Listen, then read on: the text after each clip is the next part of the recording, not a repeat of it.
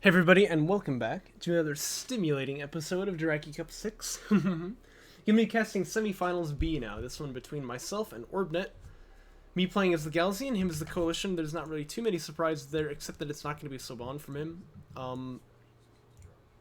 But I could see him going either way. I believe he began as Coalition in the first place, so... Orbnet going to ban the Shallows, and there's no surprise there. He does not like the Shallows. To be fair, not many do. But he's always talking about how he hates that map. And myself, I'm going to ban Firebase Krill simply because I know that he likes Firebase and Boneyard. And I'm fine with Boneyard, but Firebase Krill I think he's actually going to do pretty well on. So I just want to clear that one out of the pool. I picked Torrent Crater as the first map. He picks the Boneyard and College Teeth. I pick KT alt and he picks Canyon alt for the last map.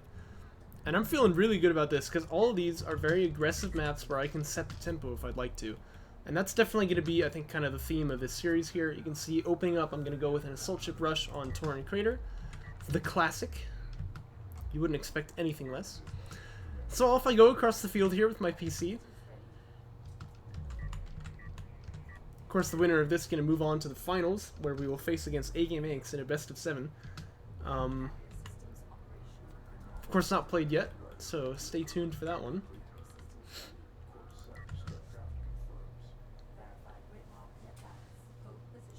Looks like it's going to be 2 skims for me being produced here.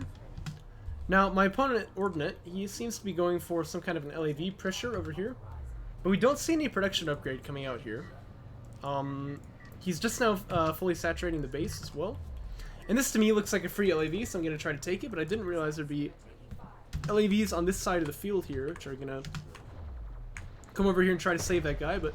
Pretty decent micro, manages to get me that 1 LAV here. I'm still on high ground facing this one as well, which is really, really nice. Can I get it, maybe? Doesn't look like it, but I'm not going to take any losses either, so this is pretty good opener for me. It's basically 3 LAVs against 2 Sand Skimmers, except I've got tech and he doesn't, so that's got to feel pretty good for me. AV Fab just now on the queue for him. But you got to wonder, like, if he was going to go AV Tech first, shouldn't he have had this at, like, 29-15 or something, I think, is when you can start teching it, but he doesn't. And so as a result, I think I'm very ahead in this series already. Or not series, but this game. Still no armor 1 for me though, and you'll notice I often do this. I kind of prioritize the economy instead of the upgrades. So now we're finally going to start teching to armor 1 on these assault ships here. But I just go for a little bit of a poke there, it causes the carry to rotate, but I can see he's not on 2 base, and so I don't really have this huge obligation to like run in there and make something happen. I can just kind of wait for a little bit.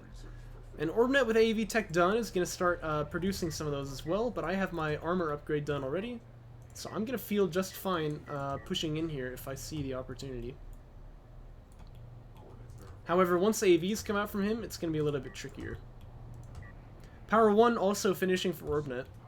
And you know, these are all kind of little successes. If I can make him get Power 1, if I can make him change his game plan essentially to like... to adapt to what I'm doing, then I'm definitely sort of in the driver's seat, right? And now I'm going to start backing away with this production cruiser. Ref mode is ready to be teched. Looks like I am going to go for it immediately. Obviously, I could have continued to build more assault ships instead, but I'm not going to do that. Important to note, right, once you start teching ref mode, you can't get Fleet Cap 45. My opponent, obviously, can definitely beat me then in numbers here. But the question is, how long is it going to take him to get onto his second base? If it takes him long enough, I'm going to be winning here anyway.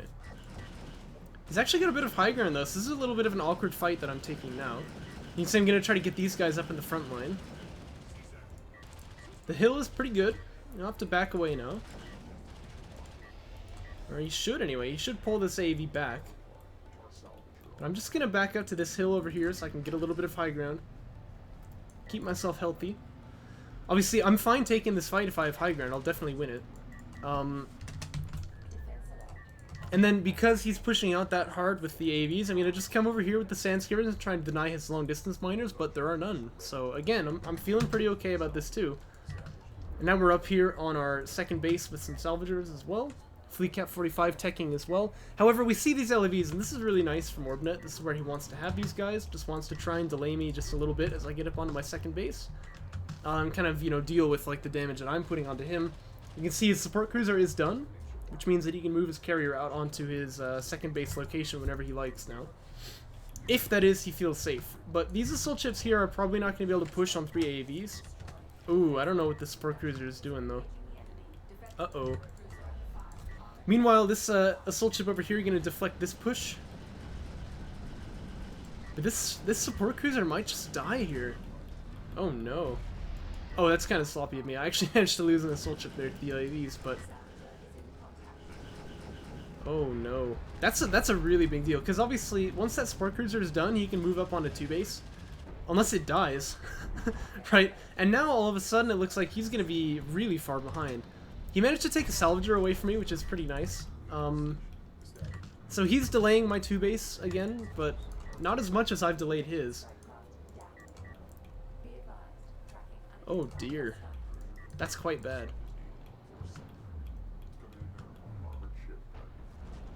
Silver lining to this cloud, he did clear up my sand skimmers, so I'm not going to be able to disrupt his LDMs, but... Ooh, this is quite bad.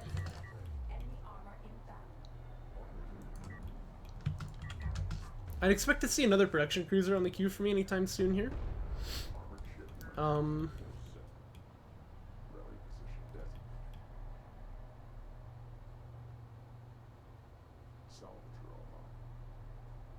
Probably before any other kind of like tech came out.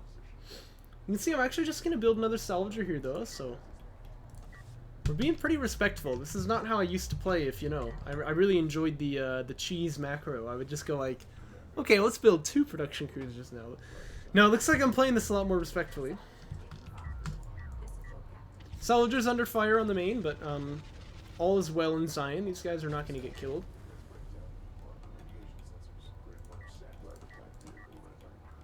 And we're going to tech into interceptors actually before the next PC comes out, although I assume we're going to start building a PC at this timing. Pretty common for me. I like to have like my carrier be produced. Oh no, I'm making another salvager. Curious. Well, I like to have my my carrier like build a PC before interceptor tech finishes, because I don't want to start building a PC after the tech is done. And so, you know, the kind of like the idea is I want to clear up the production lines so that I can only be making interceptors off of this carrier. The pressure does not stop though, and of course that's not what you want to do. You don't want to take off the gas. So I'm just going to keep pushing here. You can see he hasn't built that many AVs, and so there's still kind of a window here that I can just kind of probe him, see what's going on. He's probably going to kill this assault ship, but maybe not. But we're up here on the salvagers, and he's got to pull off the line now. Ah, but he's not going to pull off the line, so down go 3 of them instantly, 4. And we're going to be very happy with that. And indeed, we can probably even take this fight too, because if this guy comes up here, it's going to be 4 on 3, although he seems to have some high ground here actually, which is pretty nice for him. This assault ship here wants to get into cover of the smoke, but he can't quite do it. But it's 2 on 2, and we definitely have the health advantage. That skimmer just kind of choosing to die, it seems. And we're going to win a little bit of a skirmish on this side of the map as well. This PC is going to be finishing any moment now. Armor 3 will be done. And then we will be building interceptors and seeing what we can do here. But we have our 3rd base actually almost all the way filled out also. And I imagine, yep, that's the last salvager being produced on that end as well. And so if we take stock of the field right now, definitely the tech advantage I'd say would go to me. He does have assault cruiser tech, you should note that. But I also have the armor upgrades over these AVs by quite a margin, like 3 versus 1. And so, yeah, we're going to be feeling pretty good about that too. We can basically fight his AVs anywhere if we have even numbers. Just as long as our unit control is decent. And, you know, that's quite a bit to ask from me, but... I believe. Fleet cap getting teched there. Only 2 interceptors in the hangar right now, but probably will build more in a moment. Oh yeah, this is another thing. I mentioned he was on 3 base, but actually he's not really, because like look how many salvagers he's missing. These 2 just finally filling out the main base again. Looks like he does have 4 here, and then these 2 filling out the 3rd base, but he's just now getting up onto 3 base, if you will. So, and the pressure, of course, is not going to stop. I mean, we can keep fighting him here. Like I said, we have the armor superiority. And he seems to want to move this carrier out here. This is kind of an odd move as well. I see it though, which is kind of important. Now the thing is, it's true, if I wasn't thinking about it, this is something that'll happen when you're playing assault ships quite a lot, is that carrier move out will all of a sudden kill you, because, you know, assault ships can't fight a carrier, right? As we do see, I begin to jib the salvagers again on the main base just a little bit here, and the assault ships are going to move in too. And indeed, I'm thinking to myself, well, if the interceptors can clear out these AAVs, which, wow, they kill them in one shot. I didn't think that was going to happen. But if they can clear out the AAVs, we can just kind of drive in here with these assault ships. But the thought is, if I'm not thinking about it, this carrier can kill me because assault ships are not going to damage that carrier. But I can see it, obviously. Like, I know this is happening, so I'm not just going to get caught out by it. So instead, power 1 teching, I've already teched rails. And I'm just going to begin producing them immediately. Not to mention, this is pretty good here, as obviously I'm kind of wiping the eco off the side of the map. You know, that's kind of what you like to see. And like I said, this pressure never has to leave. I don't have to stop pressuring him with these assault ships, well, at any time, really. And so now that his carrier isn't here, he can't even produce units on that side of the map. Like, what's he going to do about this? Another support cruiser goes down there. Looks like we're going to kill salvagers here on the third base. And by the way, I usually say that killing the salvagers is more valuable than the support cruiser, but if the carrier is this far away, killing the support cruiser is really relevant because there's no drop-off point. Of course, in this case, it's worth noting I'm going to kill everything. There's nothing to stop me, but, you know, if I did have to choose. But yeah, here are the rails. And generally, if you've got rails, you're not going to be caught out by these assault cruisers here and the carrier. A little bit lazy of me not to move these salvagers off the line. We should just be, like, trying to get out of here, yeah. And actually, credit to Orbnet, he's actually gotten assault cruiser anti-air, too. So he's going to be able to defend against that air, so this is not free damage that we're getting. But, you know, we've got four rails here. Getting a bit wreck blocked, which is a little bit awkward. Oh, we just built a PC right in the middle of this push. That's a little bit awkward. But we also know there's nothing behind this, so like we can be pretty chill about this. If we can kill this carrier, we win the game. If we can't kill this carrier, it's okay, we win the game. Just as long as we don't die here. Power 2 finishing for me, so I'm just going to put it into heals, just say, you know, the only thing that matters is that my carrier doesn't die, so we'll just kind of put it into heals there. And this is quite a lot of railguns. They are going to finish off that carrier, and that will take me game 1 in, I would say, pretty convincing... Oh, look, I tried to kill a jetpack. It's a pretty convincing fashion, I would say. Yeah, I don't know. His opener was a little bit off, which meant that the assault ships were able to get some good pressure in the beginning, but he never got rid of them. It felt like they were just a thorn in his side for the rest of that game. Unfortunate. Oh, whoops. I need to load game 2 in here.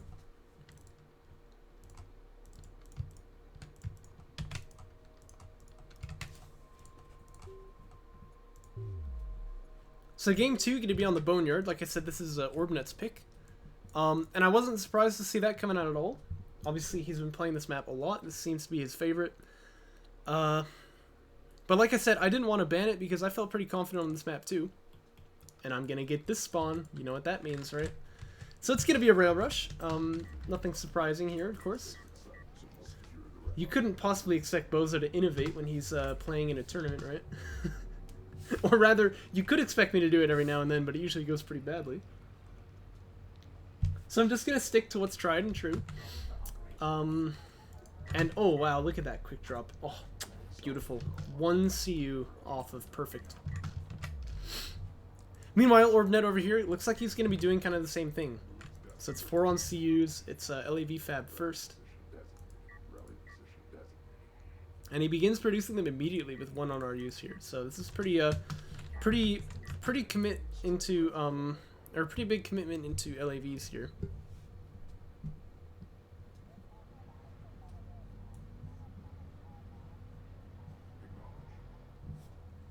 It's like we're playing a joke patch, you know? You need LAVs for the joke patch. Because otherwise you'll just die to skimmers. Obviously that's not the case. My PC moving out across the field now, some sand skimmers being produced. The thing is, when I find out that my opponent is committing into LAV spam, I usually will try to back away a little bit here. But I wasn't expecting this. This is a little bit odd. To see this build twice in a row.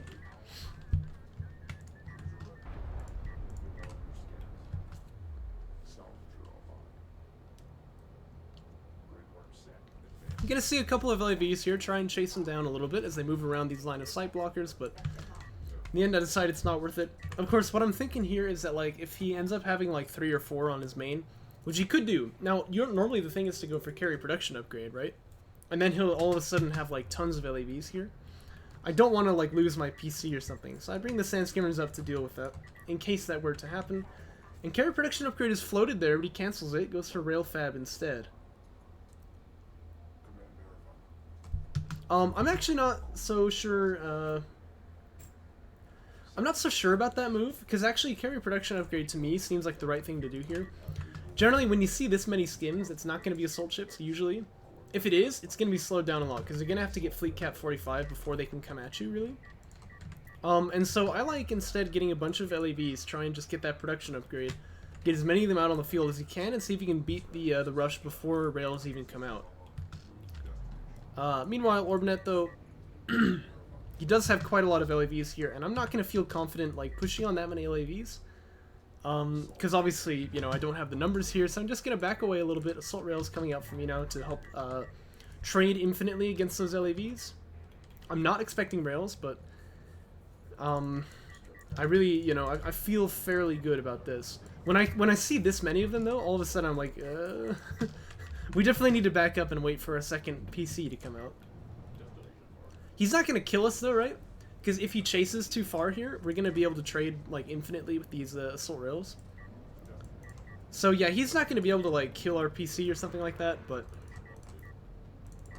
definitely it's a common mistake to make when you're rail rushing, and I've done it a million times, is to not realize just how many LAVs your opponent had and move out there with one PC and just, like, instantly die. Second PC is coming out. What that's going to do is allow me to double produce LAV, or Sand Skimmers, which means that I'll get the Strikecraft majority that I've talked about so much, and that's going to be a really crucial tipping point for me usually.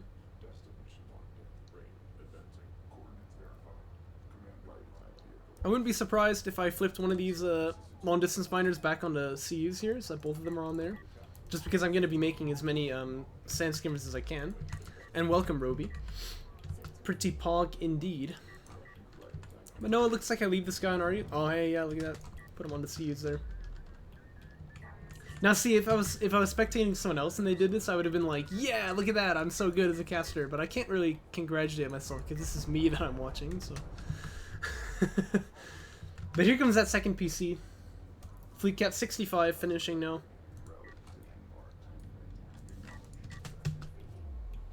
Gaussian abuser as usual. Yep. That's pretty much the MO.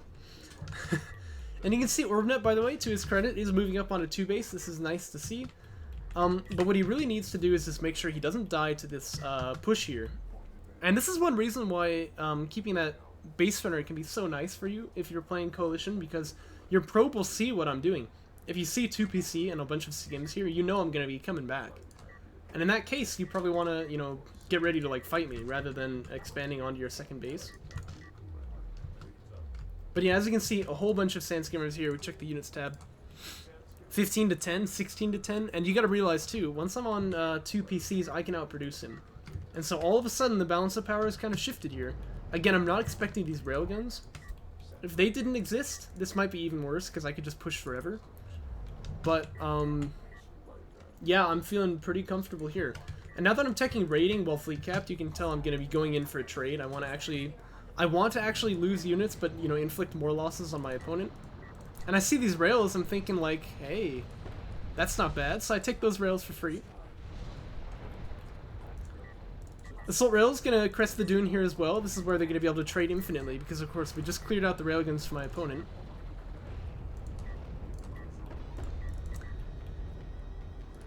And now we start making heavy rails to siege down that carrier, hold him off of that second base position. Power 1 starts to tech for Orbnet.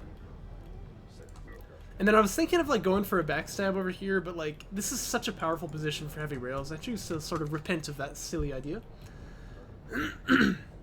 And if you check the units tab now, he's kind of matched my numbers of skims, but again, I've got assault rails, so like he's never going to be able to push on this, is he? This rail is done. We're going to start fighting with a rail of his on the other side there. But really, I want to be concentrating fire on this carrier if I can. His rails are just sort of a nuisance here. And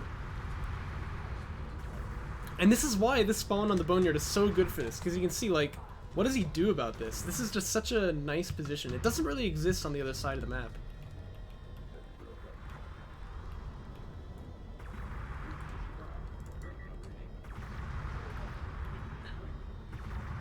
He's going to try to trade with my rails now, but that's going to go kind of abysmally badly. Obviously, I'm fighting with high ground here, right? So, really, really difficult for him to take any kind of fight with those rails.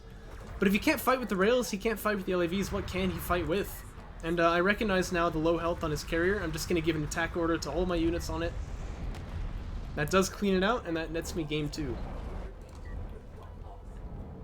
Pretty textbook rail rush, I'd say. Kind of went just as well as I'd like. But again, I feel like his opener kind of facilitated this a little bit, you know what I mean? He didn't go for that carrier production upgrade immediately. And if he had, I think he would have had like a chance to fight me a little bit better. Look how close I am to 7,000 Cs. Like, I don't even know how that's possible. Anyway. I guess just quick drops and stuff. Oh, I've done it again. I need to load game 3 in here.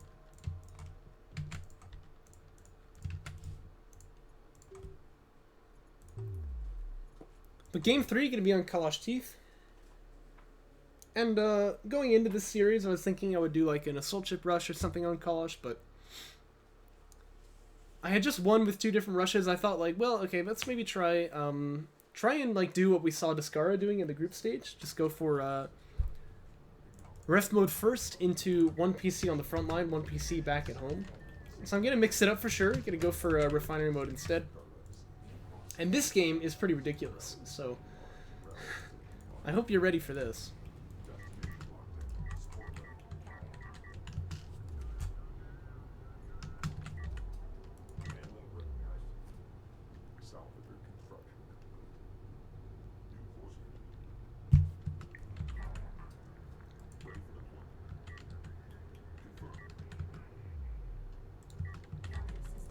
Oh, isn't Magpie going to be streaming today?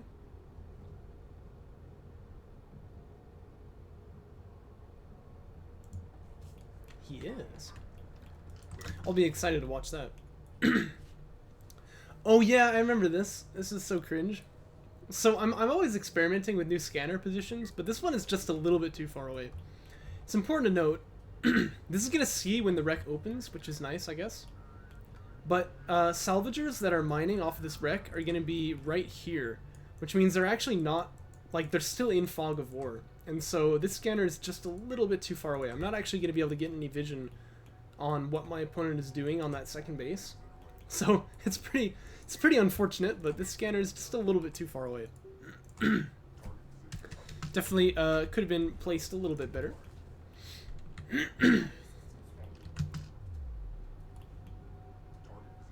Refinery mode coming up for me now in about 15 seconds. Sandscammer Fab on the way before any more salvagers are made. That's kind of the non-greedy way of playing this.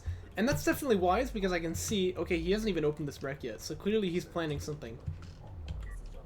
Scammer Fab done. I see a couple of LAVs here. I'd like to fight them if I can. But if not, I'll tech into something and use that to push them out. Actually, I canceled 1 salvager on the PC as well. I think that was quite fortunate for me. And you can see Assault Ship Fab is on the queue for me, and AV Fab it's going to be for Orbnet. Now, if I can push these LAVs away from this high ground, that'd be really, really nice for me. Yeah. Hey, look, it's Maze. This is from Jaraci Up 6. This is the Semifinals B.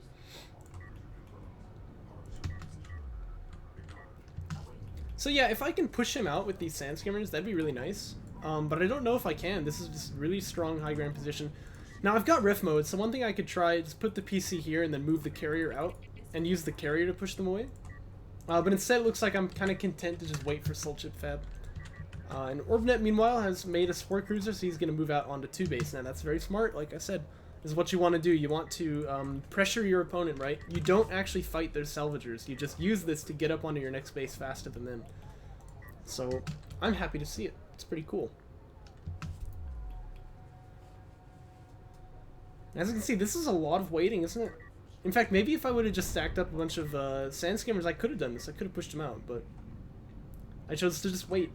So I think I'm being too passive here. And again, like I said with this scanner, I can't actually see any of this, right? So this is quite bad.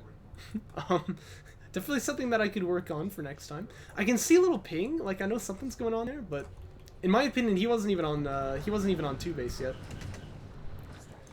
A soul chip pops out. I actually end up losing some skims there, which I didn't think I was going to, but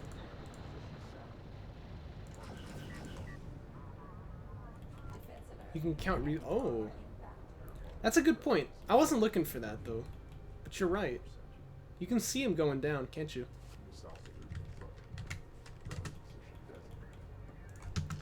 Yeah, I wasn't thinking about that. AVs are out now for Orbnet, so it's unlikely that I'll be able to push on him. And in fact, he wants to look actually to push on to me now.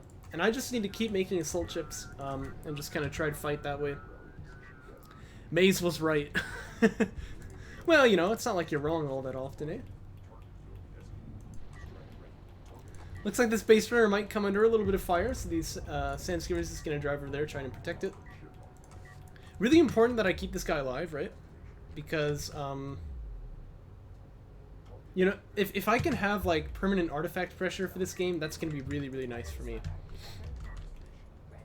Armored Units 2 coming out now for Bozocow for me. But as well, it's coming out for Orbnet, so we're kind of in an equal upgrade scenario here. And with his carrier production upgrade done, he has the first one finished. He's actually going to be able to push on me, not the other way around. So I need to just kind of conglomerate, make sure I don't die here. It's really important. And then here I was thinking, actually, I can probably take this fight using a base runner heal. But this is going to get a little bit technical as I'm fighting on 2 fronts at once. And this is quite a bad trade being taken by this assault chip as well. So we drive the base runner up into them, and then we're going to pop heal. So heal is popped, and we're just going to try and fight these LAVs. But things are not going terribly well. AV push on College Teeth. Revolutionary. Yeah, well said. Well said. But you can see, I didn't seem to realize just what was going on here. So this base runner a little bit out of position. But we're also taking kind of a bad fight with these assault chips here. So it's difficult, obviously. Both fights occurring simultaneously. It's hard to kind of keep track of them all. This guy here moving way too far forward. He might go down for this. Looks like I keep that one alive. But I need to push out these AAVs here. And I really probably want to wait until I have Armor 3 done to do it. This is kind of a bit of a throw. And Orbnet is still able to trade very efficiently here, and he might kill this base runner too, which is quite bad. Because like I said, having that artifact pressure is going to be huge. Armor 3 done now, but it's a little late, isn't it? I can reallocate power into weapons though, which is indeed what I'm going to do. And he does get that base runner taken out, which is quite nice for him.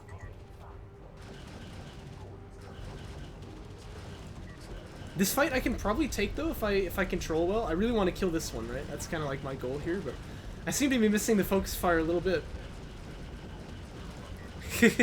yeah, he did. Oh, classic. Good old DOK memes, eh? They never die. Thing is, look at all these AVs, right? You can tell Orbnet has not been using a rally, which is something he does all the time. I think it's a symptom of like playing Red Alert or something. I don't know. But you can see like these AVs could have been on the front line, and then he would have just like smoked me like actually there, right? Instead, second PC being produced for me now. I'm on Armor 3, he's on Armor 2, so I can actually trade pretty well in even numbers fights here. So like I can even kind of fight this okay.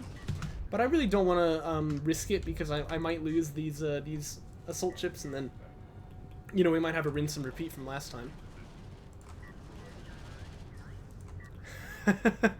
Yeah, well, you know, it's a game with many merits. That's definitely one of them.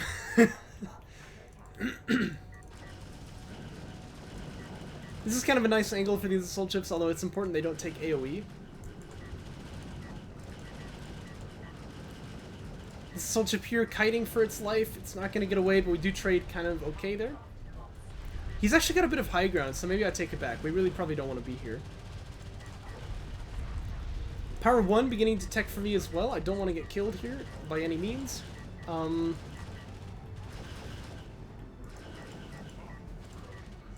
Second PC is out, and we're finally ready to start pushing out onto our opponent, sort of, with this 2 PC, but like, you can see this game has taken forever for us to just kind of get stabilized. It feels like we're never quite stable. And that's usually a bad sign. If your opponent continues to be able to push you off of 2 and back onto it, you know, you're really in kind of a dark place in DOK generally. It's true, I'm trading decently well with like units and whatever, but like he's just always gonna have more money than me. And so it's really important that I don't ever kind of take a bad trade, because once I do, I'm basically just gonna lose the game off of that. And you can see he still definitely has more units than me. It's 9-6. I could still win that fight with good control, I suppose, but we're both on armored 3 right now, so just go air. Yeah, you know, I'm not sure about air, because air generally doesn't want to attack ground units if it can. Like, it's really good against rails because they're really expensive, but it doesn't want to be wasting missiles on like the AVs. And if he were to go air, I still have 2 PCs, so it's gonna be hard for him to get value out of it.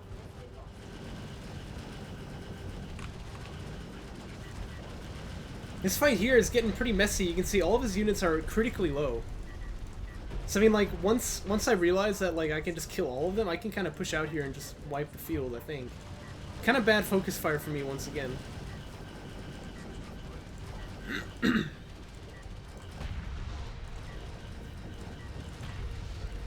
Really good smoke there. You notice how he's like isolating the damage from most of these soul chips during like any given time. But I am indeed going to be able to push out here. Now he's made a base runner, he picks up another artifact. But I was expecting he should be on 3 base by now, but he's not. Once again. I do say that a lot, don't I? Railfab tech's for me now. And I think that's kind of a realization, like, oh my gosh, I can't just get rid of these stupid soul chips. And so what I'm going to do is just try to make rails to like deal with it. You can see indeed a heavy rail on the queue, and I feel like it's important for me to kill off this base runner, stop him from extracting. So here I am kind of pushing over this hill, but I don't feel terribly confident doing it because I know he's got actually pretty good numbers. Important to recognize though, he could move through this like middle ground position here, so it's a little bit risky for me to be like focusing so much on this base runner. You know, look at all the freaking corpses on this side of the map, it's insane. But again, like, all the fighting has been here. That's usually a good sign for the attacker, right? And now, if we can stop this extraction, I'd really like to do it, but hard to say if that's going to go down. I mean, we have to really worry about these AAVs here, so... And in fact, with some better unit control, I wonder if he could win this, because he can take his, he can take this heavy rail right now, but you can see only just now is he beginning to fire on it. And so this guy was able to get quite a lot of good damage done, actually, in the meantime. Oh, what? Oh.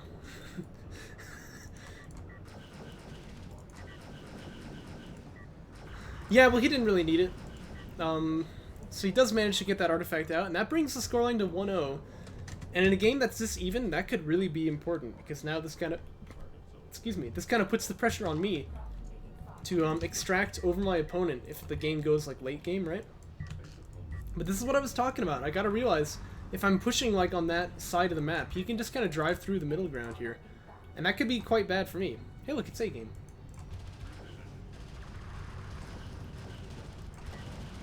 A game watched this game played live, so he knows it's gonna happen. It's a pretty ridiculous one. And you can see I'm able to trade pretty well here, but I'm losing quite a lot over on this side of the field. And you can see I've got a base runner here too. I popped the heal probably a little bit early. I probably wanted to save that heal for when he starts attacking the salvagers on the main. But I am doing some pretty good damage over on this side.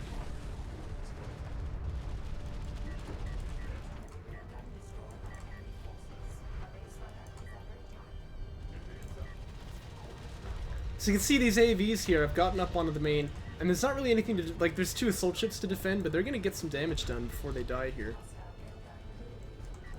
Especially with this unit control. Oh, what is this? Okay, yeah, now we're kind of finally moving on to, like, where we want to be. But the salvagers aren't moving at all either. And the salvagers could move this way to try and kind of protect themselves, but they don't do it. Oh, but look at this. Orbnet just, like, immediately pulls off of his main base. And I feel like that's really gotta be quite a mistake, because, like, look, he just got some really good damage on my main. He killed out 3 salvagers, right? 4, actually. He killed 4 off of the main there. But, like, he pulled all of his guys off of his main. And so, he kind of did the same damage to me that, to himself that he did to me. It's pretty convenient, I guess, right? Like, okay, whew. You know, don't have to worry about that. I'm gonna try to push out here a little bit, but I realize, like, wow, that's a lot of railguns. And he's got mag excel? Yeah, he does. In fact, look at that. He kills my railgun too, which is quite crucial. So, I'm not gonna be able to push out there and damage that main base, but, like, he's kind of damaged it himself, hasn't he? Oh no, in fact, look at this. He's got a missaturation too. He's only got 4 salvagers here. What are these two doing? They're, like, going out to long distance mine when they could just be, like, mining right here and dropping on that sport cruiser. Oh no. That's quite bad. That is quite bad. Getting a little bit flustered, I think, is Orbnet, which is weird because he's the one who's putting the pressure on me. Right? So you expect the other player to be the one who's getting flustered. Right? But I don't know, he's doing kind of weird things here. And in my head, by the way, you gotta realize, I was like, yeah, for sure, he's gotta be on 3 base, right? I'm starting to flip into sand skimmers here. You can see I'm getting rating as well. I don't dare to just go down to 3 base because I feel like I'm going to be behind. And I don't want to just play from behind like that. So instead, I'm going to do something to try and counter these railguns here. But, like, I didn't... Like, if I had realized he's not even on 3 base right now, like, I would have just gone up to 3 base myself, but I didn't know. Also really important, this base runner actually lives. These rails, not able to kill it as it gets behind the hills there.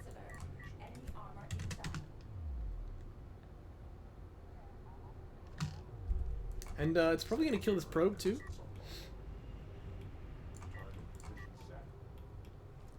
Yeah, I remember that. He was like, why are you going for sand skimmer rating? I guess he wanted me to just go up onto 3 base. But I don't know, I felt like that was going to be just like a death sentence if I tried that. These assault ships, by the way, somehow surviving, which is crazy. Yeah, well, so did I. So did I. This is not what you expect to see. Like, on the back of this, you've got to expect it's 3 base. You know what I mean? Like, I didn't realize this was going on at all. And I'm going to tech into honor guards here as well. And my thought about honor guards here is that it's going to be maybe a counter to these railguns. Just a really good unit in general, of course. But I really want to get something done with these skims as well. And you can see damage 2 is on the way for them also. And these probes here, this probe here, just kind of watching our army.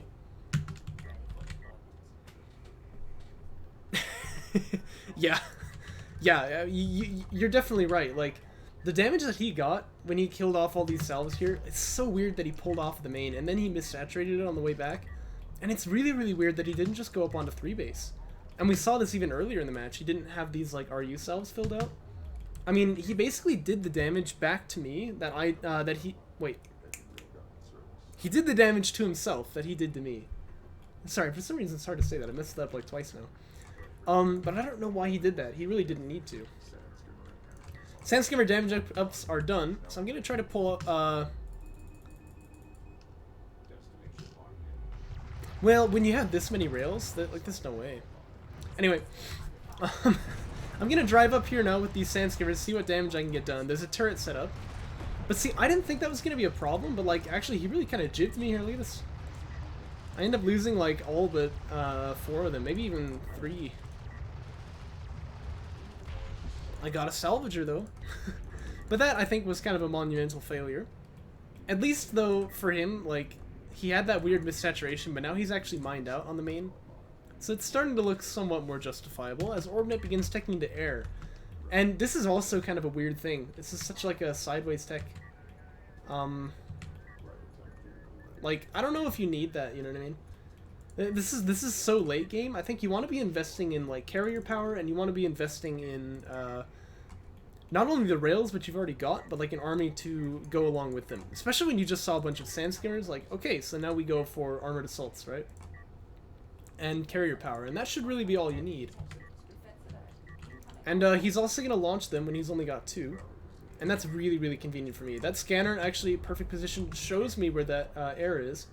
And I'm going to tech into Honor Guard Anti-Air because it's my favorite freaking tech. You know it. Paulus is going to be happy to see that. But that's actually going to be really, really good for me because obviously Honor Guard Anti-Air, very, very powerful. I still have a lot of railguns to deal with here, but I've got Sand Skimmers, right? So, I mean, I can do something about this. And yeah, you're also right about that. He could be doing damage with his air, but it's just kind of flying around. That's 100% correct. Anti-air is not going to be done for me for another, like, 10 seconds. So he still had a window here where he could have done some real damage, right? But instead, he just kind of flies around. So, I don't know. But I just in general think that air was the wrong choice here. If he would have gone for carrier power instead, I think probably he would have a really clear window to win. And the other thing he wants to do is extract, which is nice. He's got this base runner. But again, having that carrier power is going to make it so much easier. Air is quite weak on this map. Yeah, well, it's very small. It's pretty easy to, like, cover the map with air.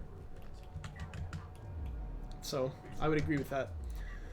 And you can see I retired a PC as well. I know that I'm not really going to need to rely on producing, like, mid-tier units right now because I have 3 production lines with these Honor Guards being produced. And so if I were to have, like, 3 PCs, I would probably be just too dry on money. So I'm going to move the carrier out here. And that's also nice because it means I don't even have to defend this location. Look at this. I don't have to worry about this. All I have to worry about is this right here. And so that's kind of a nice scenario for me. Scanner comes out, though, just to see if he's going to be pressuring on that angle.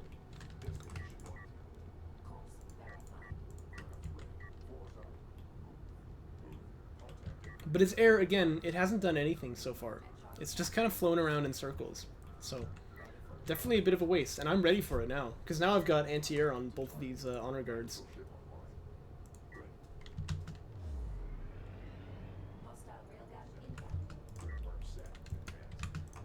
And then also, you gotta realize, I've got pretty upgraded Sand Skimmers. They've got armor 2 right now. So I'm gonna drive in here, see if I can get some damage done. Looks like I can't.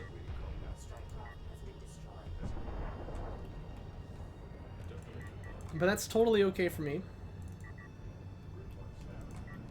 Yeah, that's the thing, like, he knows that we look at carrier tech, but, like, I even saw them flying, so... I feel like there's just no way that these are actually hidden, but I don't know.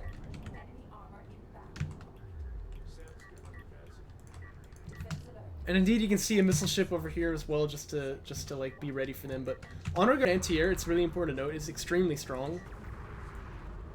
But this is a lot of freaking railguns. Then again, though, Honor Guards, what do? They do area of effect damage, and so like they could actually beat these rails. So it looks like there is a bit of a flank here with these AAVs. Like, all the action is going to happen kind of at the same time here, which is pretty fun. Honor Guards managed to land some decent hits in on these railguns, but the AVs are diving in for a flank here, and they're not going to get it. They're being repelled. Honor Guards might die here, though. They're in a bit of danger. Yeah, they need to pull over this hill. If they stay here to, like, shoot again, they're probably going to die. Down goes one of them, but a lot of damage done on these rails here for sure. And the Strike Fighters were docking there, but again, like, couldn't the Strike Fighters be hitting these? Oh my gosh, I lose the second one. However, the Skims get up here on top of these railguns. Looks like I'm gonna stop and just kill off this base runner. I remember A-Game was quite critical of this as well, but I feel like this is really important because we're gonna move into a late game where those artifacts are gonna be crucial. And these, like, hero Sand Skimmers, they're gonna get killed by this gunship, but, like, that is okay. They did their job. That's exactly what they needed to get done. So down go all the railguns, and if I had realized there's really no power in my opponent's carrier here, like, I could maybe be fighting him with mine. He's got power 3 on the way, but I've got it done. And yet we seem to... Oh, wait, no. I don't have power 3. Never mind. I take it all back. So you can see the armory kind of getting wiped for both players here.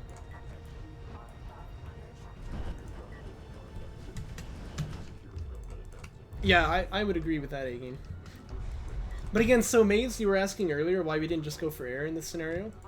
But you can see, like, air units are not great at fighting against these armored units, right?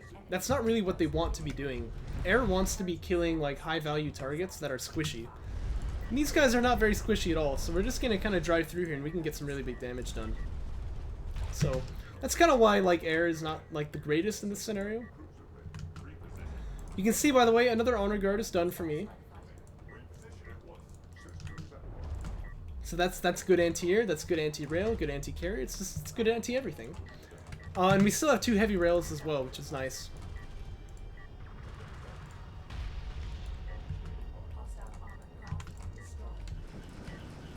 And if we can clean up the economy from our opponent, we're going to be very, very happy with that. However, it's important to note, I felt like I had to pull off of this base too, because he could have just He could just drive on in there and just kind of kill anything that's there. So I feel like I don't have control over this area. Because of like this cliff here, it's kind of like putting a wedge in my defense. Another artifact comes out for me, and that's going to be crucial. Gunship going to be doing what gunships do, is it hoons on into these assault ships here. If they can get a kill on the support cruiser, that'd be pretty big, because you imagine that support cruiser otherwise will come over here to this carrier and help defend. Oh no, I pulled off at just the wrong time. Well, that happens. So that support cruiser is going to survive. But it's very questionable what Orbnet's air is going to be able to do for him. He's not going to be able to use it in like the main offensive here, because obviously, you know, we've got this honor guard which has very good anti-air, and we've got a missile ship, and that's pretty much all we need. And if I was feeling a little bit more adventurous, I would probably just like shove in here, because it looks like I can win this fight, but I wasn't sure. You know, I don't have vision, so I mean, I don't know what's going to be lurking in the fog of war here. You can tell though I'm getting a little antsy. I want to move back onto that base. And a couple of skims being reproduced here. Whoa. Thinking, of course, to, you know, have another, like, flanking force to come and clean up some railguns. This is one reason, by the way, why assault cruisers are really, really good. You can imagine if a couple of those were on the field instead of these strike fighters. It's just a really difficult thing to deal with.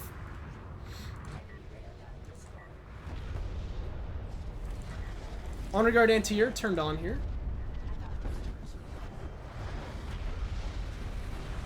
And we are going to get 2 of those strike fighters dead, which is really, really good.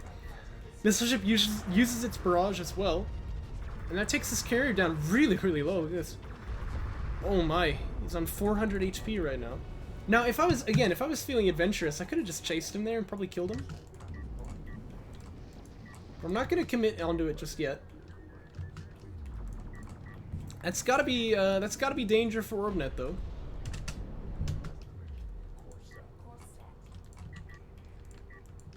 Oh no, he's LDMing. Okay, the support cruiser's moving over here. That's probably best. But yeah, we're building a couple of skims back as well. Just like 4. And that's gonna be really nice if there's ever like railguns that are exposed. We can just kind of kill them off really easy. And they also give us some pretty good scouting info. But the main thing that we're building now though is base runners, because if we can just kind of extract like one more artifact, there's really not any way that he can withstand the clock, right? This is pretty annoying though, actually. Orbnet gets up onto this base with the AAV. And so I'm actually just going to trade out the sand skimmers for a bit of damage. Wow, this is terrible damage. I probably shouldn't have even tried this. He's going to be able to win that fight if he uses the area units just a little bit. Yep. There they go.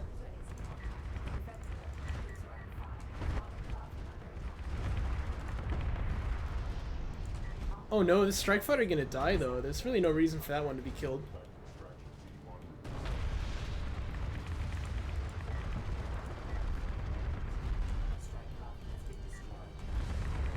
Oh my, look at this. He's just wiping out this base entirely. That's okay though, because we're gonna get this gunship killed. We definitely outspeed this coalition carrier as well. But again, I'm not so confident that we can just win this, because I don't really know what's out there in the fog of war, so I'm going to back away with this carrier. Even though we might be able to just finish the game right here, but I'm not going to go for it. Just kind of going to play it safe instead. Now we need to fill out the second base again, which is kind of rough. But our eco situation is definitely stronger than what Orbnet has got. He's actually floating though, which is really weird. In a scenario like this, you should never be floating. Because you want to have, you know, every last CU you've got out here on the field. And I'm pretty confident these rails can fight anything that he produces off the carrier, so I'm actually going to send this honor guard out here to do a backstab. And just clean out that eco once again. And I'm pretty confident we can win this carrier fight here. Power 4, though, actually, on the way for Orbnet, so that's kind of what he was saving for, I guess. Okay. You know, I can respect that, actually, because that's a unit that, if it dies, the game is over, so upgrading it always seems like kind of a good idea in this scenario. We're just gonna smash on in here with this Galzian carrier. Support cruisers are gonna fall here. This Honor Guard clearing out stuff on the other side as well. This man's Tokyo drifting his carrier. Yes, we are. Yes, we are. And that should be the game. As you can see, one more volley will take out that coalition carrier. Bizarre game, really. I've got to say, I didn't have any business winning this one. It didn't seem like this was a game that I should really have won, but hey, you know. This is why when I'm playing tournament games, I don't ever surrender until like I can tell 100% I'm going to lose. Because you never know what's going to happen. And sure enough, I do end up taking it, so that is the end of the series, 3-0 for me. And I will be advancing to the finals to face A-Game Eggs. And I'm pretty excited for that. Hope you guys are too. Game will be played on Saturday, I believe. So, watch the stream. We're going to be playing it live, and then we'll cast it again after. In the meantime, though, I think it's time to cast a casual